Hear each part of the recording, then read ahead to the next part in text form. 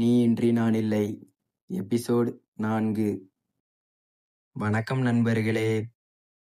Episode 3 மலரை தேடி அவள் வீதிக்குச் சென்ற விஜய் அங்கே மலர் ஒரு நடுத்தர வயது நபரிடம் தயக்கத்தோடு பேசிக் கொண்டிருப்பதை பார்த்து அதிர்ந்து போனான். அந்த மர்மமான நபர் யார்? மலர் ஏன் பயத்துடன் இருக்கிறாள் என்ற 1000 கேள்விகள் அவனுக்குள். விஜய் அங்கிருந்து மெல்ல பின்வாங்கினான். வீட்டிற்கு வந்ததும் அவனால் அமைதியாக இருக்க முடியவில்லை.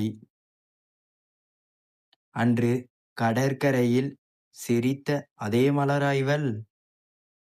அவளுடைய கண்களில் தெரிந்த பயம் அவனுக்கு துக்கத்தை தந்தது.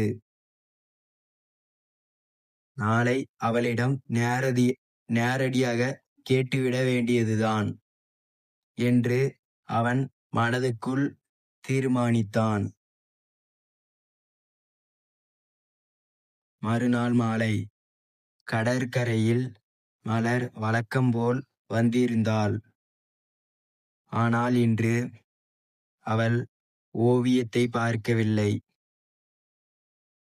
விஜய் அவள் அருகில் சென்று, மலர், நேற்று உன்னை நான் அந்த வீதியில் பார்த்தேன். அந்த நபர் யார்? நீ ஏன் அவ்வளவு பயந்து பேசினாய் என்று நேரடியாக கேட்டான்.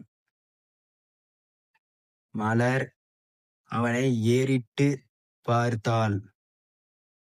அவள் கண்களில் கண்ணீர் திரண்டது. விஜய், இதை பத்தி உன்கிட்ட சொல்ல எனக்கு ரொம்ப பயமா இருக்கு. என் வாழ்க்கையை நான் நினைக்கிற மாதிரி இல்ல.